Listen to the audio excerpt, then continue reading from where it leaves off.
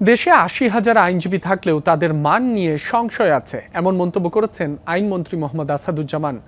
সকালে রাজধানীর একটি বেসরকারি বিশ্ববিদ্যালয়ে নতুন আইনজীবীদের সংবর্ধনা অনুষ্ঠানে এ মন্তব্য করেন তিনি। জানান, তাদের জন্য নেই কোনো প্রশিক্ষণের ব্যবস্থা, তবে বর্তমান সরকার প্রশিক্ষণ নিশ্চিতে উদ্যোগ নিয়েছে। মন্ত্রী বলেন, সুপ্রিম কোর্টে ১৮,০০০ আইনজীবী, অথচ তাদের মধ্যে ভালো আইনজীবী কজন তা জানার উপায় নেই।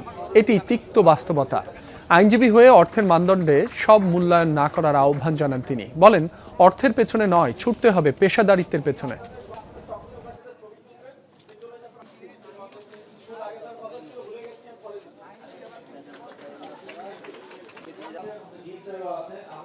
যত পড়বেন তত শিখবেন এবং প্রতিদিনই শেখার বিষয়।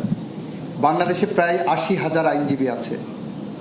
এই ৮০,০০০ আইনজীবীর কিন্তু ট্রেনিংয়ের কোনো ব্যবস্থা নাই।